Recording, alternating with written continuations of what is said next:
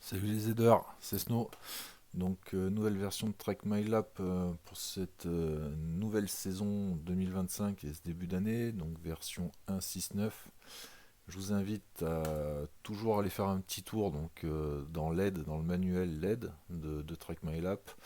Et puis si vous allez dans le chapitre notes de version, vous allez retrouver toutes les versions de Track My Lap et tout ce qui change entre les versions. Donc si on regarde bien, le projet, la première version diffusée 2018, et puis au fur et à mesure des corrections de bugs, des améliorations, des nouveautés, donc on va retrouver tout ce qui a changé. Et du coup, donc pour cette version qui était de fin d'année, mais que je publie que maintenant, donc c'est l'ajout du règlement CAM 2025, ajout des instructions pour des scripts, et puis une fonction pour les entraînements. Donc c'est pouvoir inhiber le comptage lors du changement de pilote pour que les pilotes sortent le plus rapidement possible. Donc ça sert à rien qu'au coup de fusil ils continuent à faire des tours, leurs tours seront plus comptés. Donc je vais vous montrer ça.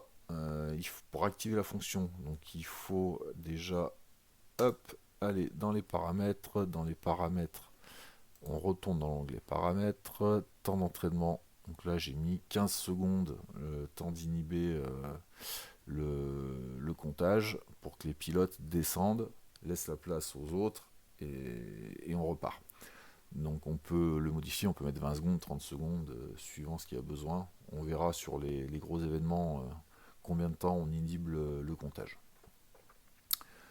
Donc on sort, on lance un 5, entraînement. 4, 3. On joue. Donc c'est parti, l'entraînement est 1, lancé, on commence à faire des tours. Bien sûr, notre chrono pour l'entraînement est toujours là. 1, Voilà, ça je vous remontrerai un tout petit peu plus tard ce qui va se passer. Donc on va continuer 1, à faire des tours. On va afficher l'onglet tram. Donc là c'est toutes les données qui arrivent de l'arche. Et puis dès que je passe 1, sous l'arche, là on voit mon numéro de puce qui s'affiche. 1,